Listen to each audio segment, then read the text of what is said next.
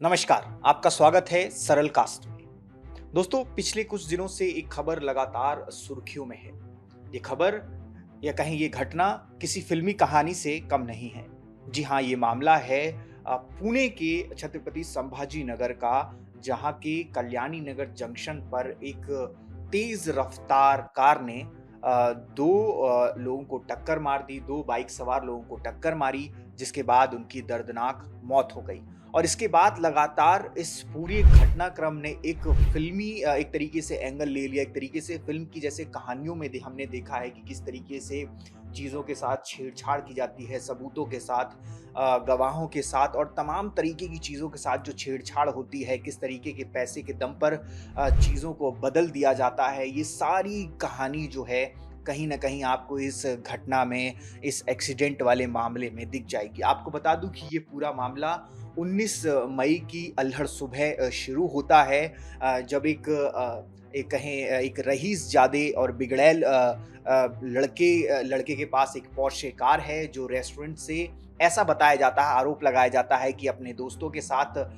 जो उसका रिज़ल्ट आता है शायद 12th का, जिसके पास होने की खुशी में वो एक पब और बार में जाता है, जहाँ अपने दोस्तों के साथ वो ड्रिंक करता है और ड्रिंक करने के बाद अपनी तेज़ रफ्तार गाड़ी में, पोर्शे कार में बैठता है और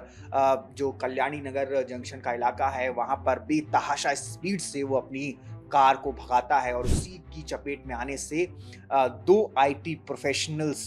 जिनका एक का नाम अनीश है और एक का नाम अश्विनी जो है वो बताया जाता है,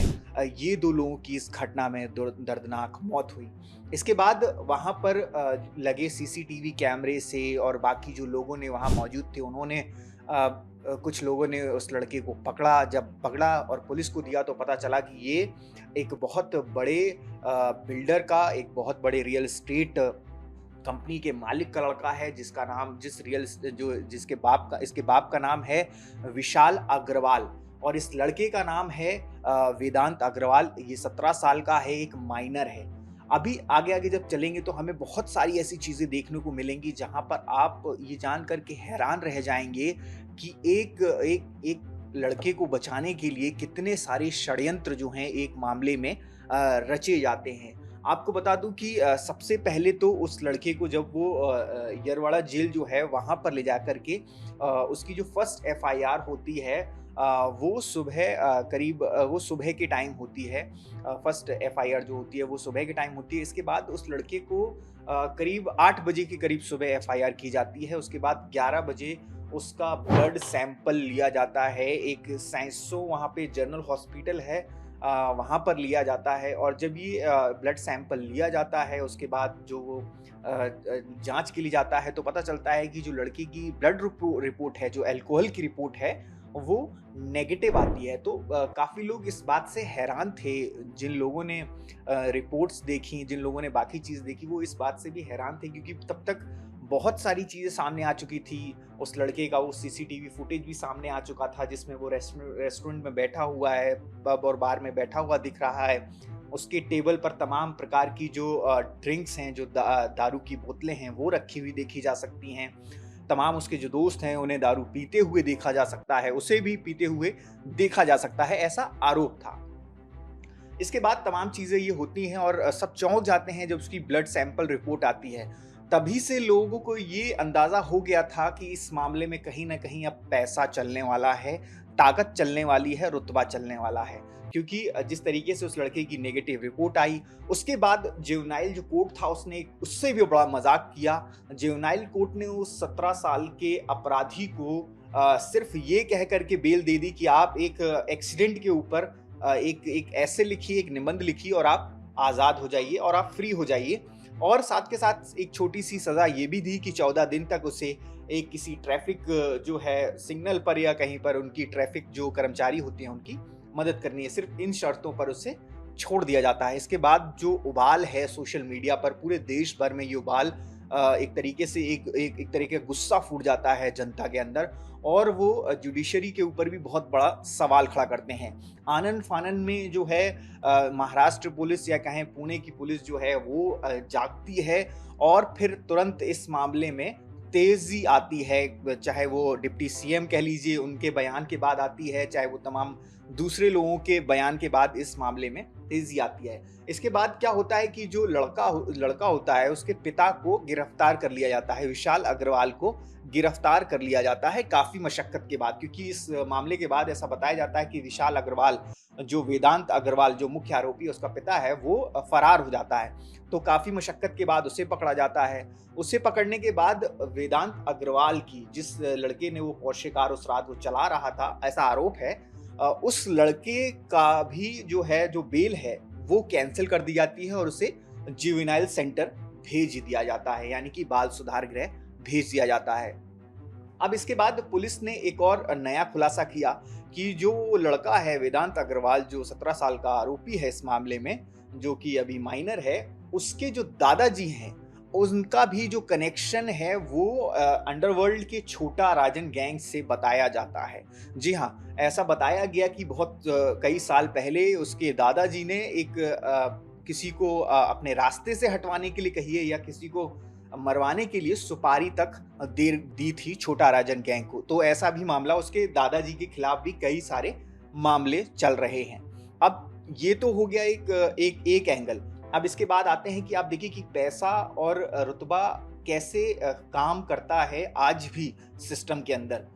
इसके बाद जो लड़का है उसकी अब पुलिस ये रिवील कर रही है कि किस तरीके से जो लड़का था, उसके बाद उसके एक और बात हुई कि विशाल अग्रवाल जो उसका पिता था, जब उसे ले जाया जा रहा था पकड़ के, तो उसने ये भी बयान दिया, ऐसा बोला जा रहा है कि उस दिन उसका बेटा वेदांत अग्रवाल जो है वो गाड़ी नहीं चला रहा था। उस दिन उसका ड्राइवर जो है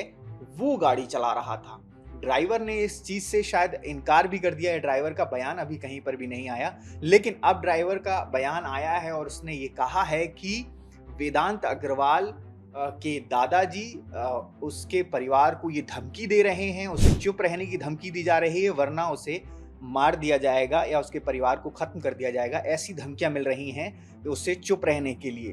अब आप सोचिए कि किस हद तक इस मामले में एक लड़के को बचाने की कोशिश की जा रही है। आपको बता दूं कि इसके बाद जो ब्लड सैंपल की हमने बात की, तो जब ब्लड सैंपल हुआ तो इसके बाद वेदांत अग्रवाल और विशाल अग्रवाल का डीएनए मैच करने के लिए 19 मई के ही दिन एक और ब्लड सैंपल शाम को लिया गया था, जिसे एक दूसरे ऑन जो हॉस्पिटल है वहां भेजा गया था। और वो जो सैंपल, ब्लड सैंपल वेदांत का तब लिया गया शाम को, और जो सैंपल घटना वाले दिन जहां से अल्कोहलिक टेस्ट के लिए लिया गया था, उन दोनों में मिसमैच पाया गया। जी हाँ, उन दोनों में मिसमैच पाया गया, यानी कि वो ब्लड सैंपल जिसको इन्होंने बताया था कि नेगेटिव है, जिसमें अल्कोहल की मात्रा नहीं थी, अल्कोहल नहीं था, वो उसका वेदांत का था ही नहीं, मुख्य आरोपी का था ही नहीं। जी हाँ, इसके बाद तो पुलिस ने कार्रवाई की।